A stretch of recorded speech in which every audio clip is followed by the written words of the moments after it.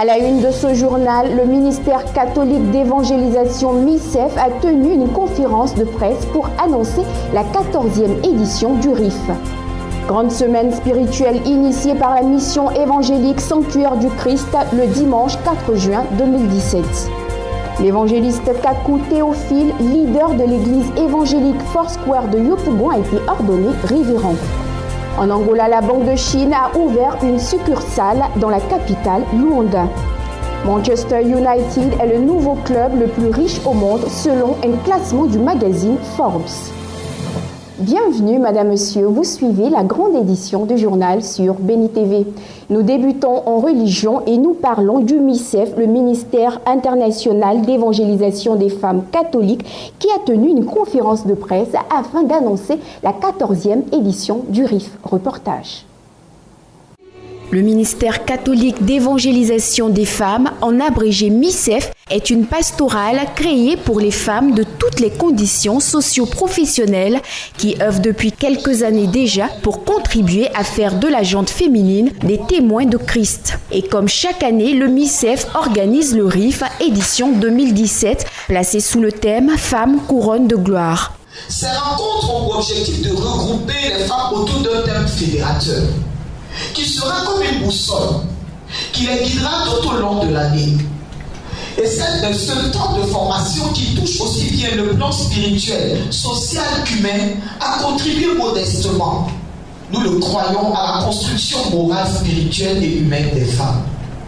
Nous avons annoncé l'évangile avec le souci de leur montrer ce qu'elles représentent aux yeux de Dieu leur Créateur. Pour que, sachant qui elles sont, une nouvelle génération de femmes engagées pour le Seigneur Jésus-Christ et en harmonie avec leur lieu naissent. Organisée sous la coupole de la communauté mère du Divin Amour, l'édition 2017 du RIF attend recevoir plus de 10 000 femmes, comme le souligne ici Madame Nathalie Bétis-Villot, vice-responsable du MICEF. Nous demandons pour ce rassemblement international des femmes qui est la 14e édition à toutes les femmes de Côte d'Ivoire de venir et d'ailleurs, parce que comme le dit le thème rassemblement international des femmes, parce que le thème est intéressant.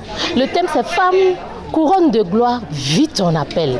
Bien-aimé, je veux te dire que quand on te dit que tu es femme et que tu as une couronne de gloire, il y a quelque chose pour toi.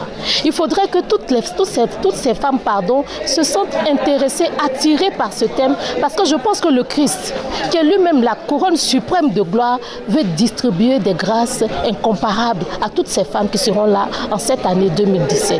Je ne sais pas dans quelle activité, dans quel domaine d'activité que tu vis. Je ne sais pas ton problème, mais il y a une chose que je sais, c'est que Jésus-Christ de Nazareth veut que tu sois à ce rassemblement international des femmes pour te communiquer ce qui te manque, ce qu'il te faut pour te propulser dans ta destinée. Grande semaine spirituelle organisée par la MESAC, mission évangélique Sanctuaire du Christ, depuis le 29 mai 2017 au dimanche 4 juin dernier. Du lundi 29 mai au dimanche 4 juin, la mission évangélique Sanctuaire du Christ, MESAC, avec à sa tête le fondateur Douza Médard, a organisé une semaine spirituelle qui a pour thème « Saint-Esprit, qui es-tu » ? Le pasteur Douza Médard, le leader fondateur de MESAC, a fait fort d'enseigner le peuple de Dieu sur la nature et la fonction du Saint-Esprit. Je te le dis, si un homme ne naît d'eau et d'esprit, il ne peut entrer dans le royaume des cieux. Ceux qui sont athées et dans le Dieu, c'est ceux-là qui ont droit à rentrer dans le royaume des cieux. Alors que ceux-là ont besoin de naître d'eau et d'esprit. Alléluia. C'est différent d'être baptisé dans le Saint-Esprit. Durant cette semaine spirituelle, il y a eu la présence du Saint-Esprit qui fut beaucoup de miracles, de délivrance et de parler en langue. Il s'est fait aider par le pasteur Biri Seri, venu d'Abidjan, qui a intervenu le dimanche. La semaine spirituelle s'est tenue dans le temple de l'église MESAC de Guibérois, assise au quartier Tépi. L'évangéliste Kakou Théophile, leader de l'église évangélique Foursquare de Yopougon, a été ordonné lors d'une cérémonie spéciale en tant que révérend. Plus de détails dans ce reportage. Une belle ambiance ambiance de fête a prévalu le samedi 24 juin 2017 à l'église évangélique Foursquare de Yopougon-Niangon, temple Bethel. Avec ses premiers responsables, l'église a célébré Dieu pour la vie de l'évangéliste Kakou Théophile, l'un de ses leaders ayant démontré de la révérence dans son ministère. Dans les témoignages, les chrétiens Foursquare et les connaissances de l'évangéliste Kakou ont décrit l'homme de Dieu comme un homme de prière et un serviteur de Dieu passionné. Rappelant à son tour l'engagement de l'homme de Dieu, le président de Foursquare Côte d'Ivoire, le révérend Nyépé Marius, dans son exhortation l'a invité à poursuivre cette œuvre. L'évangéliste Kakou Théophile, lui, a réaffirmé son engagement dans le ministère avant d'être ordonné par onction d'huile.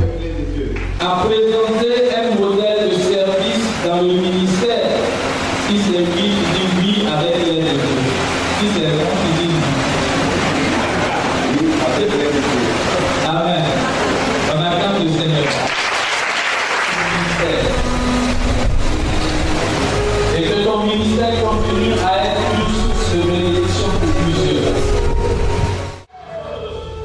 Après 20 ans de ministère passé à la tête de 9 champs de mission, l'évangéliste Kakou Théophile voit en cette ordination un nouveau défi à relever pour toujours demeurer un modèle. Aujourd'hui est un jour spécial pour moi. Spécial pourquoi? Parce que c'est ce jour-là que l'Église a bien choisi pour faire de moi révérend, donc m'ordonner révérend. Et ça fait 20 ans que je suis de service dans cette église-là, l'église Foursquare Côte d'Ivoire, depuis 1997 que nous avons répondu à l'appel dans cette communauté et nous avons servi le Seigneur jusqu'à ce qu'aujourd'hui l'église se décide de faire de moi révérend. Donc c'est une joie, c'est un sentiment de joie, de fierté, de reconnaissance à l'Éternel parce que tout ce travail abattu, c'est Dieu qui l'a fait et nous voulons rendre toute la gloire au Seigneur. La belle fête s'est achevée dans des réjouissances avec les prestations d'artistes chanteurs. L'actualité africaine de ce journal débute par l'Angola où la Banque de Chine a ouvert une toute nouvelle succursale dans la capitale Luanda. La toute première banque asiatique ouvre ses portes à Luanda, capitale de l'Angola. Cette succursale de la Banque de Chine veut assurer les paiements des privés et du public, tout comme les institutions financières nationales. La banque, déjà implantée dans 51 pays à travers le monde, prévoit en outre effectuer des transactions en devises dès le 3e trimestre de l'année 2017, ce qui donne une nouvelle impulsion aux relations économiques et politiques entre les deux pays. L'Angola est l'un des grands partenaires de la Chine en Afrique et c'est vraiment bien que cela soit souligné et que cette relation soit consolidée par des actes comme celui-ci, des actes financiers. Sans action financière, rien ne peut se réaliser. Un mouvement qui vise, selon Pékin, à renforcer la présence chinoise en Afrique.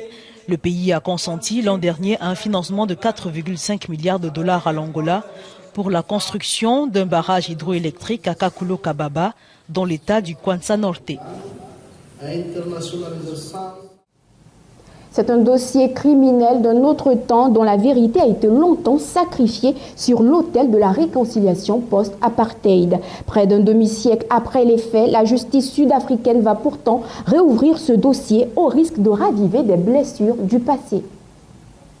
C'est un dossier qui réveille les vieilles blessures de l'apartheid, celui de la mort d'Ahmed Timol en octobre 1971, après une chute du 10e étage du quartier général de la police de Johannesburg.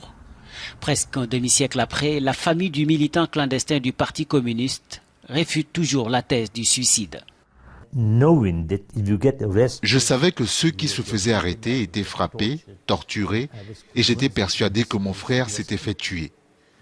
J'en étais persuadé. Aujourd'hui, personne ne peut dire s'il s'est fait pousser par la fenêtre ou si l'on l'a forcé à sauter.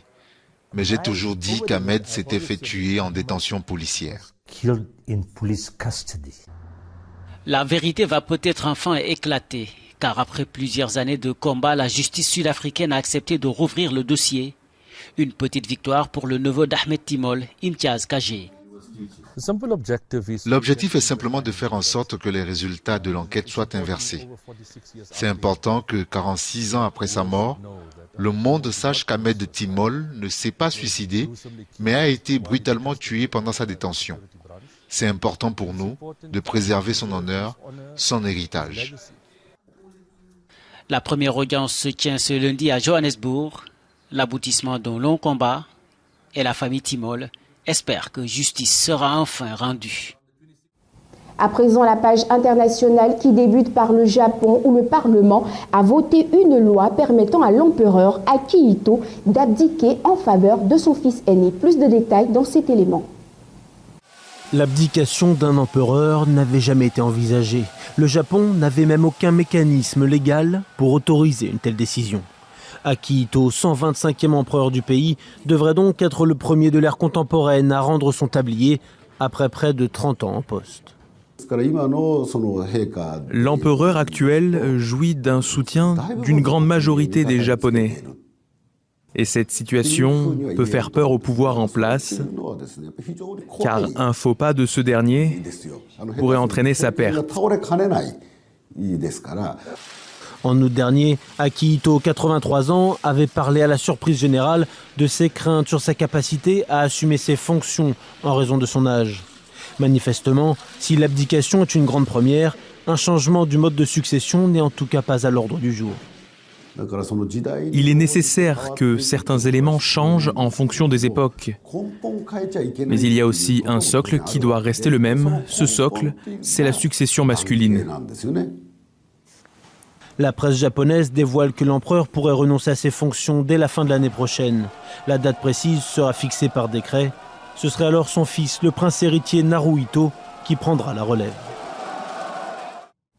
Les négociations sur la réunification de l'île de Chypre ont débuté depuis le 28 juin 2017 à Genève. Ces pourparlers se dérouleront sous l'égide du secrétaire général de l'ONU, Antonio Guterres. Point stratégique en Méditerranée orientale, Chypre est scindée en deux depuis 1974. L'armée turque avait alors envahi le nord de l'île en réaction à un coup d'État manqué qui visait à rattacher le pays à la Grèce et inquiétait la minorité turcophone. 200 000 personnes avaient dû fuir, les Chypriotes grecs vers le sud et les Chypriotes turcs vers le nord, abandonnant derrière eux leurs maisons, biens et terrains. Toujours profondément divisée, l'île compte aujourd'hui 1 million d'habitants. La République de Chypre, reconnue par la communauté internationale et membre de l'Union européenne, gouverne la partie sud. L'autoproclamée République turque de Chypre du Nord, qui administre la partie nord, n'est reconnue que par Ankara. Une solution de paix consisterait à créer un État fédéral composé de 2 entités. Mais des clivages demeurent, comme l'épineuse question des propriétés spoliées. Dans le nord, des propriétés et terres chypriotes grecques sont désormais occupées par des chypriotes turcs, des colons turcs ou des étrangers. Dans le sud, le gouvernement a attribué les maisons de chypriotes turcs à des réfugiés chypriotes grecs. Autre point sensible au cœur des discussions, les ajustements territoriaux et la sécurité. S'il a toujours été admis que les chypriotes turcs devraient céder une partie du territoire qu'ils contrôlent, le tracé des limites internes et la part des terres à restituer divisent les délégations depuis 4 décennies. 30 000 soldats turcs sont d'ailleurs déployés sur l'île et cette présence militaire est vue comme l'un des principaux obstacles à la réunification. En 2003, les déplacements internes ont été facilités, permettant aux Chypriotes de chaque communauté de traverser la ligne verte, zone tampon démilitarisée contrôlée par l'ONU. L'année suivante, un plan de réunification piloté par l'ONU a été soumis à référendum et approuvé par la majorité des Chypriotes turcs, mais largement rejeté par les Chypriotes grecs. Chypre a ensuite rejoint l'Union européenne, mais tant qu'aucun accord de paix n'est conclu, la législation communautaire ne peut s'appliquer qu'à la partie sud de l'île. Restons à Chypre, mais cette fois, nous parlons de la ville située dans le sud du pays qui a été érigée en capitale européenne de la culture. Ce jardin public de Paphos, au sud de Chypre, est parsemé de mosaïques en broderie traditionnelle. Ces femmes les ont nouées autour de galets ramassés de part et d'autre de la zone tampon qui divise l'île. Despina est chypriote grec et Ferra, chypriote turc. Toute notre culture nous rapproche les uns aux autres. Aujourd'hui, je suis ici et je suis très heureuse. Et j'ai rencontré mon amie qui est aussi très heureuse d'être avec moi. Paphos est cette année capitale européenne de la culture. Et la ville est parsemée d'installations. Beaucoup sont inspirés par le conflit qui divise Chypre depuis 1974, quand les troupes turques ont envahi le nord de l'île, menant à sa partition. Cet atelier d'art-thérapie rassemble des Chypriotes venus de tout le pays pour exprimer le traumatisme de la guerre. Selma fait partie des dizaines de milliers de Chypriotes turcs qui ont fui vers le nord il y a 43 ans.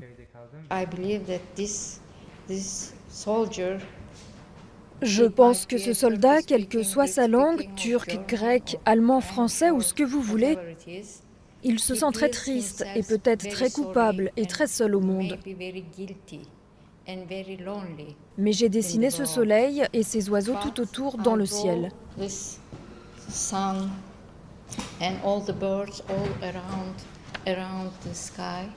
Non loin, ces visiteurs sont venus voir l'exposition « Voyage risqué ». Lorsqu'un sculpteur chypriote grec a dû fuir son atelier de Famagouste, au nord-est, pour rejoindre le sud, ses œuvres ont été trouvées par un autre sculpteur, chypriote turc, qui les a préservées. Aujourd'hui, les travaux des deux artistes sont exposés ensemble. Il est évident que nous pouvons probablement vivre ensemble et que rien ne divise les peuples sur l'île. Ce qui divise l'île, c'est certainement la politique qui nous dépasse complètement. Les fragiles négociations de paix sous l'égide de l'ONU sont toujours en cours pour réunifier l'île. Mais toutes les tentatives de pourparlers ont jusqu'à présent échoué. Les initiatives bicommunautaires, elles, se poursuivent, parfois en musique. Le jambon espagnol commence à se tailler une place de choix en Chine, qui est le premier consommateur mondial de porc. En Chine, le jambon espagnol est vendu comme un produit de luxe et donne le pillon à ses concurrents italiens et français. Severiano est un expert de la découpe du jambon ibérique. Il explique toutes les caractéristiques de cette spécialité espagnole à des acheteurs chinois. La Chine est le premier consommateur mondial de porc. Ces commerciaux sont venus spécialement à Rabugo en Andalousie pour acheter ce produit de luxe très demandé par leurs clients. Ils ont envie d'apprendre par eux-mêmes, pas seulement pour le goût, l'arôme ou pour avoir des produits chers.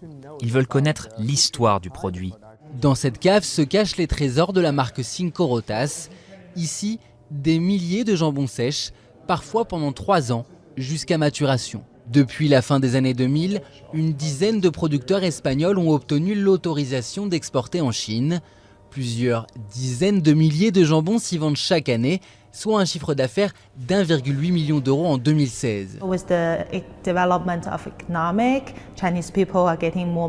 Avec la croissance, les Chinois gagnent plus et profiter de la vie.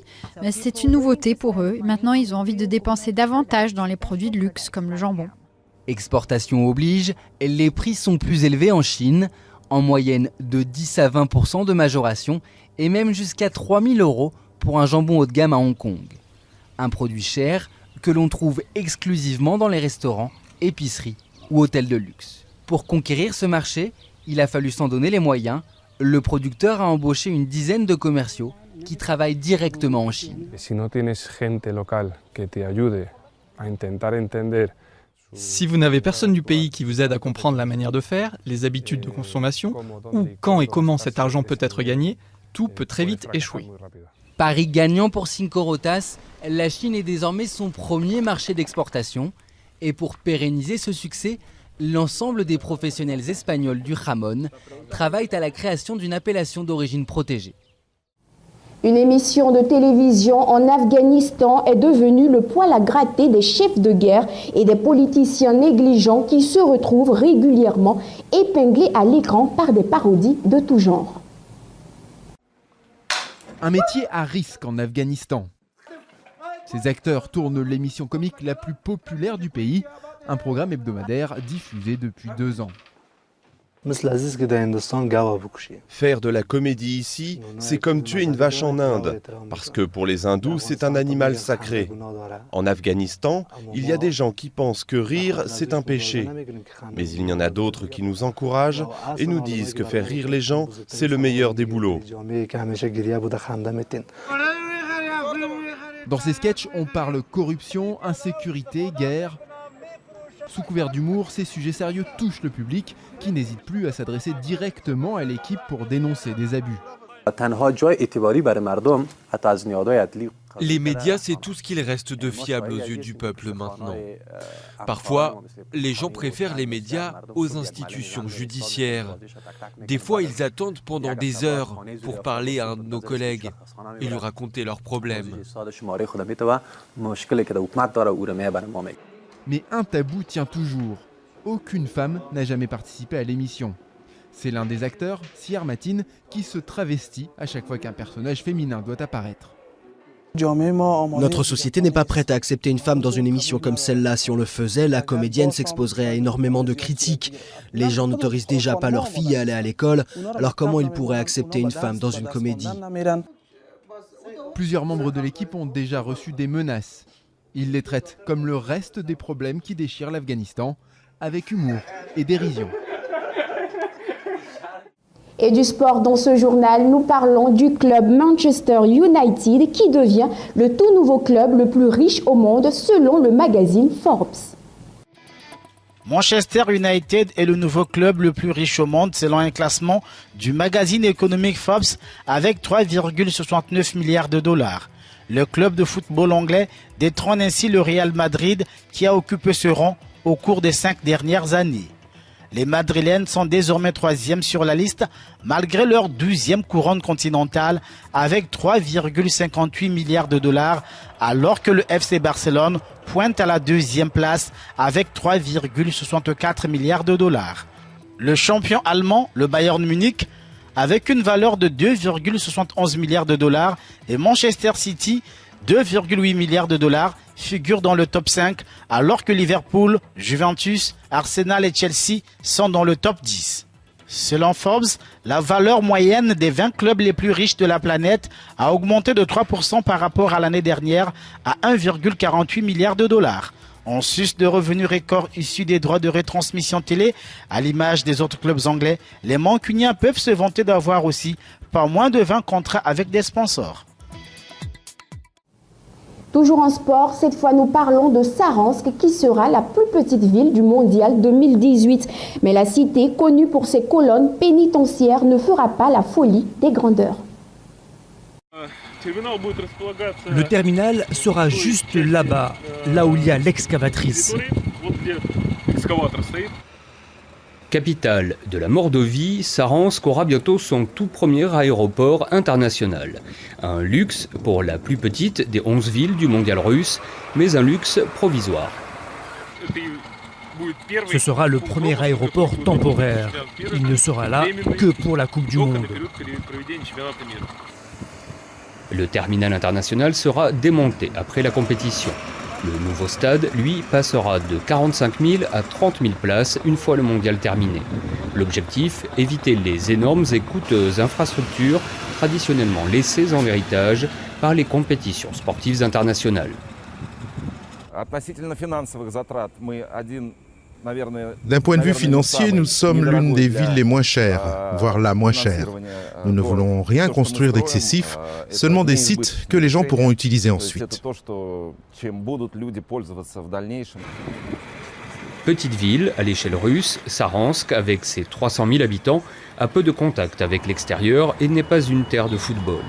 Pourtant, les organisateurs assurent que près de 5000 personnes se sont inscrites pour faire partie des volontaires du mondial. Une occasion unique pour certains de s'ouvrir au monde extérieur. Il y a plusieurs étudiants turkmènes dans ma classe. J'ai donc déjà parlé avec des étrangers. Mais je suis quand même inquiète. C'est un événement tellement grand. Moi non, je n'ai jamais parlé à un étranger malheureusement. Dans un an, Saransk accueillera 4 matchs du mondial et avec eux des milliers de supporters étrangers qui dormiront dans des hôtels, eux aussi provisoires. Toute chose concourt au bien de ceux qui aiment Dieu. C'est ici que se referment les portes de ce journal sur Béni TV. Restez bénis.